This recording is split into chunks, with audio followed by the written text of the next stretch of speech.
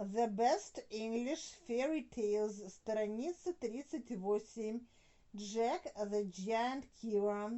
When good King Arthur reigned, there lived a farmer who had one only son called Jack.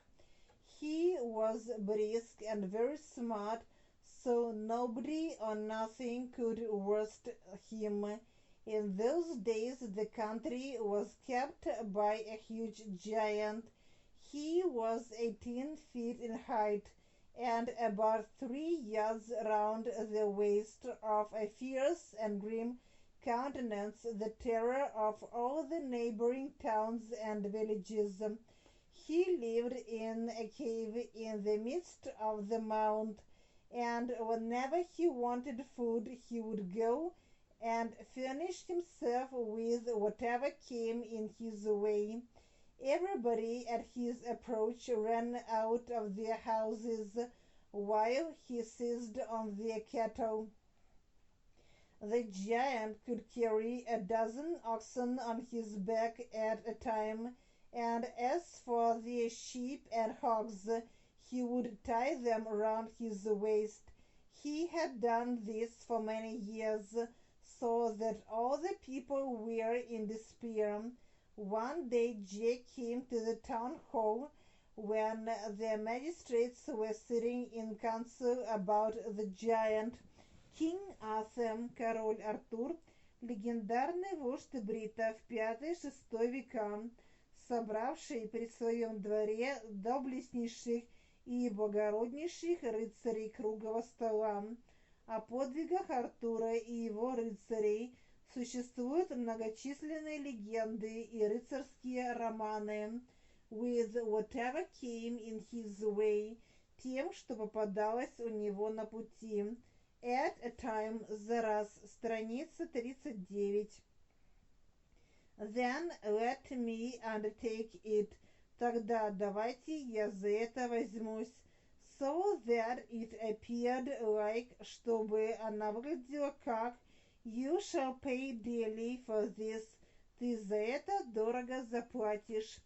He asked what reward will be given to the man who kills the giant. The giant's treasure, they said, will be the reward.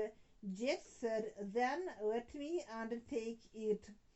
So he got a horn, shovel, and axe, and went over to the mount in the beginning of a dark winter's evening, when he began to work.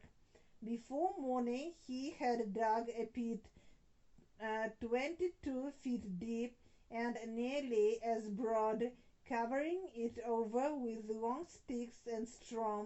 Then he strewed a little mound over it, so that it appeared like plain ground. Jack then sat on the opposite side of the pit, farthest from the giant's lodging, and just at the break of day he put the horn to his mouth and blew very hard. This noise roused the giant, who rushed from his cave, crying, "Hey, you, have you come here to disturb my rest? You shall pay dearly for this. I will have satisfaction. I will take you whole and broil you for breakfast." He had no sooner uttered this than he tumbled into the pit and made the very foundations of the mound to shake. "Oh, giant," said Jack, "where are you now? I can't believe your threatening words. What do you think now of broiling me for your breakfast?" Then let me undertake it. Тогда давайте я за это возьмусь. So that it appeared like, чтобы она выглядела как, you shall pay dearly for this. Ты за это дорого заплатишь.